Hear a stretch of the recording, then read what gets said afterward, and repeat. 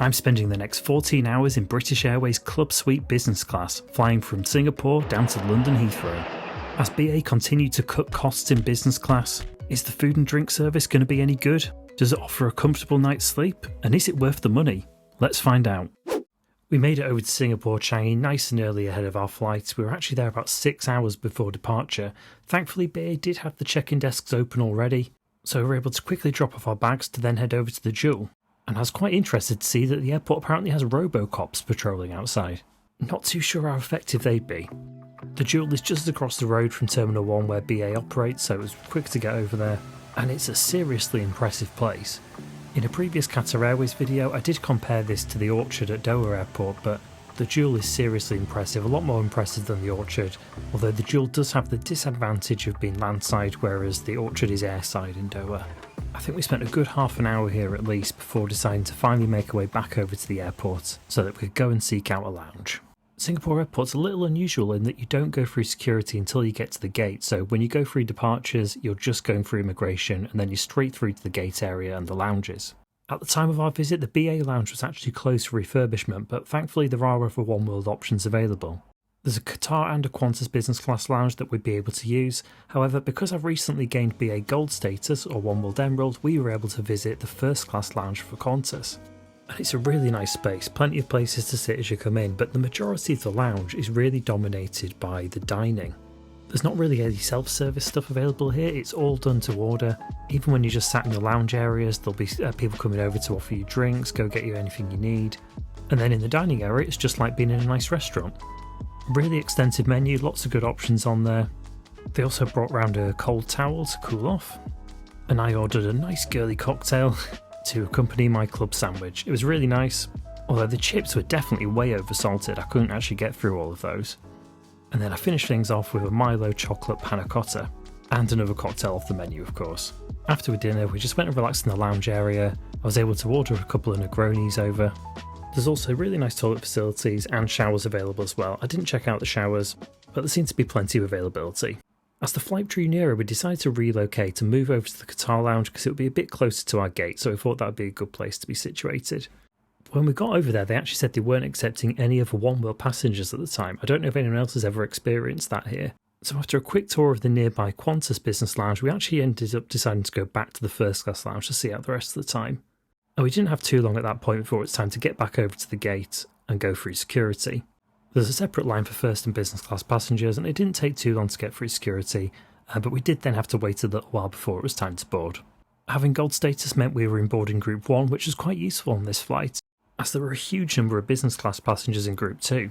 Looking at the seat map, the plane has 8 first class seats. It's then got a mini business cabin of 12 just behind this, which is where we chose to sit, and then there's a massive further 64 seats behind this for a total of 76 business class seats. We chose window seats at the front of that mini cabin, which was 5 and 6A. It had been a year since we last tried Club Suites and we were really looking forward to getting on board again and trying this out. But I was slightly worried about what the service level would be like with so many business class passengers. Our bedding from the White Company was on the seat as we arrived, and I decided to just throw this in the overhead storage bin to start. Then made myself comfortable in the seat. So let's take a proper look around. The seat itself is really comfortable and I like the amount of space that you have at the side. There's also a good amount of storage in the seat with lots of different compartments. There's this one down here where I'll normally put a bottle of water after takeoff. Great amount of legroom as you can see. There's a storage area that opens here. This has got the earphones in initially. This is also where you can plug in the earphones as well as a charging port, so there's a USB there, and there's also a plug at the other side. Behind this is also the entertainment controller if you want to use that to control the IFE. There's another small storage compartment here. I mainly use this for my earphones and my passport. I did find this one didn't open very easily though. And then another small compartment here which has my amenity kit and my bottle of water. We'll take a proper look at that amenity kit a bit later. Over my left shoulder was a reading light, and you can adjust the brightness on that as well. And this can be done on the control pad that you also use to control the different seat settings, which is over here. There's a few hard settings for some fixed positions, so the takeoff position and slightly reclined and the bed mode, but there's more manual adjustments you can make using that touchscreen.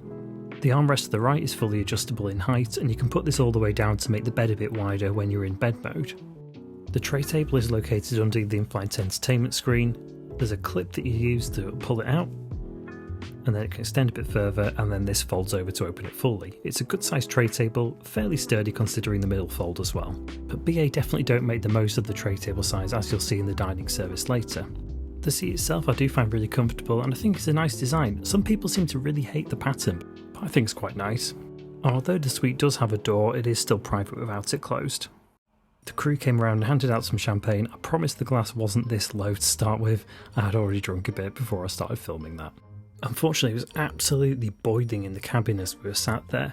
There were no individual air vents either, and it just made me end up drinking the champagne really quick, just to cool off, to be honest.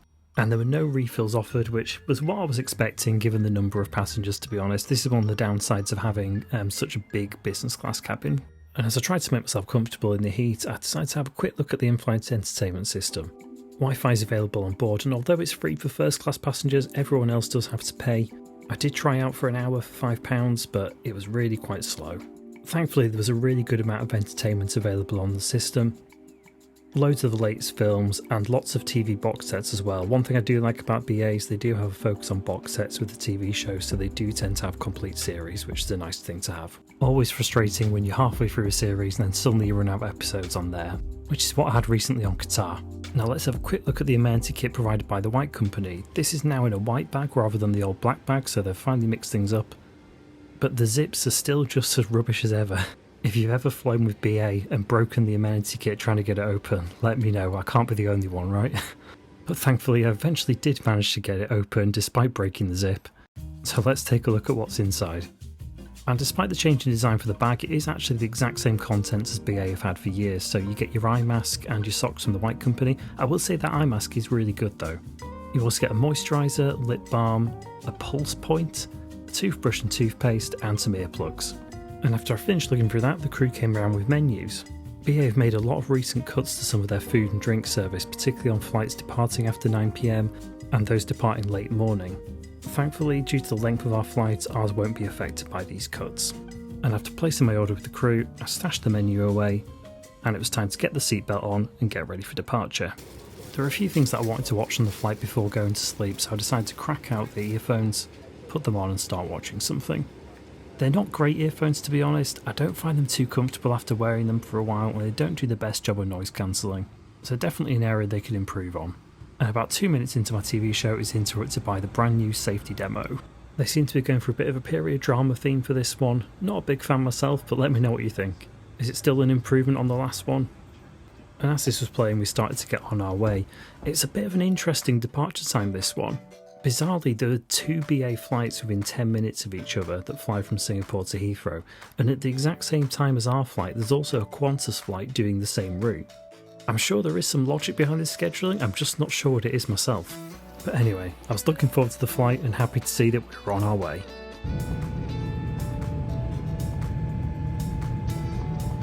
And whilst we're taking off, a quick word on how I paid for this flight. We used Avios, and it was 110,000 Avios plus £192 in taxes and charges per person. However, because we had a BA Amex 2-for-1 voucher, it was only 55,000 Avios each plus the £192 in taxes and charges, so not bad for a 14-hour flight at all. If you do want to learn a bit more about how I earn and use Avios, check out the videos linked in the description. But once up in the air, it was time to kick off the shoes and get myself a bit more comfortable. I had a bit of a play around with some of the different seat settings until I found something that I wanted. There's a good level of control on the seat, it's fully adjustable, and I do always appreciate when you can get the leg rest up without having to recline the whole seat. It's really easy to find a really comfortable position. I also took the time to try out the closing door. It doesn't close all the way, but nor does it need to. It closes pretty much entirely, gives you plenty of privacy, especially at the front of the cabin when there's not many people walking past. And then dinner was served. There was no pre-dinner drink service like you'd usually get, and I'm not a huge fan of the way that BA served this on a tray. It means you can't make full use of the tray table and everything's kind of cramped in a smaller space than it needs to be. But I was happy to get my Johnny Ginger cocktail, even if it didn't come pre-dinner with a bowl of nuts. I'd chosen the beef starter and it was pretty tasty. Nothing to get too excited about, but no complaints at all. And I pretty much cleared my plate as well as polishing off the bread. For my main course I'd opted for the steak, so yes, even more beef. And steak can be pretty hit or miss on a plane. It can be difficult to get it right given it needs to be reheated later, but because I'd had some really good experiences with Qatar just a week prior to this flight, it gave me a bit of confidence in giving this one a go. Unfortunately, as I cut in, I did find the meat very tough to cut through, and it was definitely a bit more of a miss. It wasn't the worst thing in the world, but it just was a bit tough and wasn't anything too exciting. Thankfully, this was followed by a chocolate and peach dessert, which was really enjoyable. Would gladly have that one again, although once more, nothing too fancy or special with that. And with that, the meal service was over. My tray table was cleared, there was no offer of anything else or of an extra drink or anything. There is what they call the club kitchen in the galley, which does have a few bits of food, some snacks, chocolate, things like that, if you weren't quite satisfied by the meal though. And I just settled into my lovely private cocoon and watched Furiosa, which was really good. Before getting ready for bed, I made a quick stop off in the bathroom, which was nothing special. It did have a few White Company amenities, but other than that, nothing to call out here. And when I made my way back to the seat, I decided to start getting things set up for the bed. There's no turn-down service offered by BA, but it's easy enough to get this set up yourself. The White Company bedding includes a really good quality pillow, it's really comfy. Next up, there's a bit of a mattress topper, but to be honest, this thing is completely useless. It's really thin, it doesn't really do anything on the seat, and it doesn't cover the full seat either. And then finally, there's quite a nice sheet to go over the top. And overall, it's a pretty comfortable bed space. Yes, there is a foot cubby that's a little narrow, but it's nothing too restrictive. And there is a decent width to the bed. I certainly found it comfortable lying on my side. I do just wish they'd invest in a better mattress topper. The seat itself is quite lumpy in certain areas, so it really would benefit from something being a bit more comfortable here.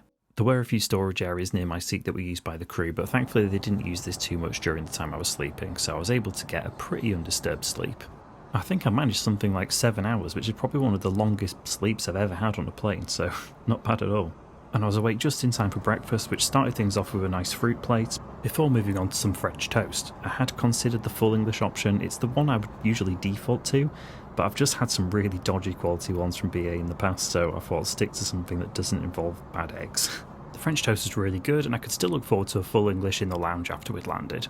And after breakfast was finished, my tray was soon cleared and it was almost time for landing. I wasn't proactively offered any coffee or hot drinks after my breakfast, but I'm sure I could have probably asked for this if I really wanted. I grabbed my hoodie and put that on in preparation for an arrival into a cold London. You know, we'd been on holiday in 32-degree weather every day and we were arriving in sub-zero temperatures, so wasn't overly looking forward to that.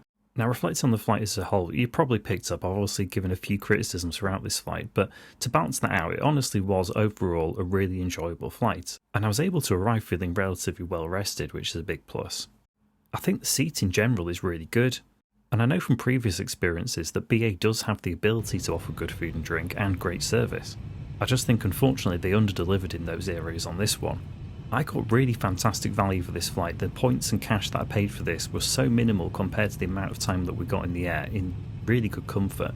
But I do just think that if I'd paid cash for this flight and had paid thousands of pounds, I would be pretty disappointed in that level of service.